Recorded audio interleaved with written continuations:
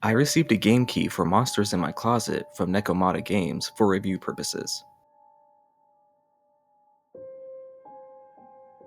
Monsters in My Closet is a VR horror title developed and published by Nekomata Games and released on December 12th of 2025 for MetaQuest 2, 3, 3S, Pro, and Steam VR. Horror games already thrive on tension, but VR amplifies even the smallest scare into something far more intense simply because you are inside it. Monsters in My Closet leans into that strength with a simple but effective premise about confronting childhood fears. On the surface, its mechanics appear minimal and approachable, yet actually reaching the end of its descent proves to be far more demanding than it initially suggests.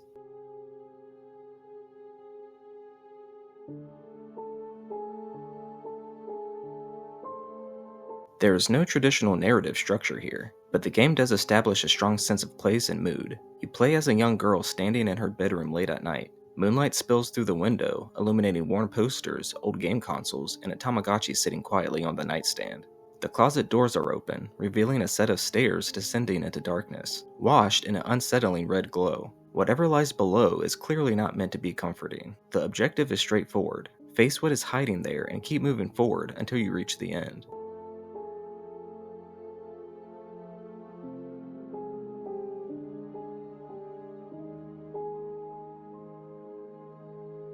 Gameplay revolves around a constant downward push toward floor 100. You are equipped with a flashlight that must be physically shaken to keep it charged, forcing you to juggle visibility and movement at all times. Each floor introduces the possibility of encountering a monster, and each creature behaves differently. Some exist purely to startle you before vanishing, while others actively pursue you through the narrow corridors. A giant chicken might chase you relentlessly. A clown may stand motionless in a corner, daring you to look away, and a massive crawling baby slowly closes the distance if you hesitate too long. The challenge comes from learning how each threat works, remembering what to do in the moment, and reacting under pressure. There are occasional side rooms in odd spaces, such as rooms with music playing, alarm clocks, or small holes you can peer through, but the core focus is always momentum. If a monster catches you, you wake back up in your bedroom and must begin the descent again.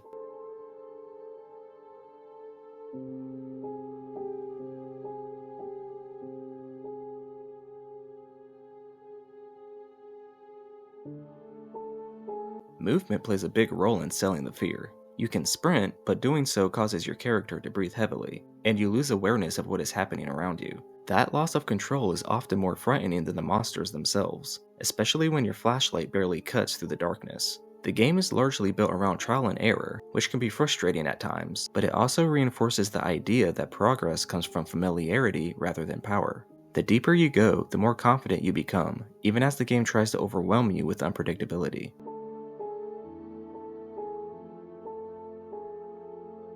While the monster designs themselves can look a bit goofy when viewed calmly, VR context changes everything.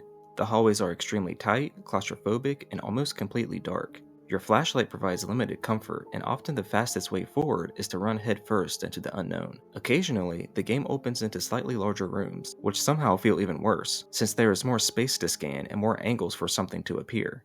There are also stretches where nothing happens at all, letting tension build naturally before breaking it with a sudden noise or movement. That randomness is one of the game's strongest elements and keeps the descent from feeling overly predictable.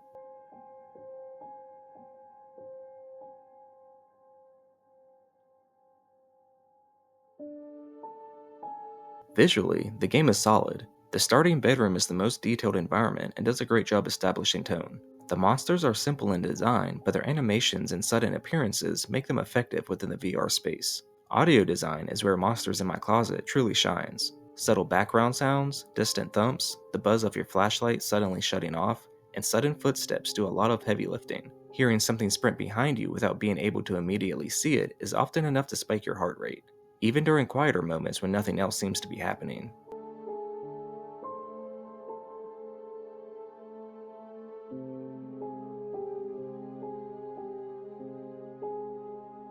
Monsters in My Closet is a fairly straightforward experience that is a budget VR horror game built almost entirely around tension, repetition, and jump scares. There is not much depth beyond memorizing patterns and pushing yourself to go a little further each run, and players looking for innovation or variety may find it wears thin over time.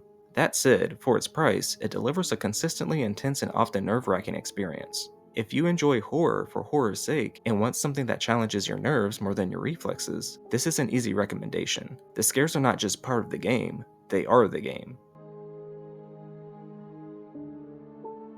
I give Monsters in My Closet a 6 out of 10.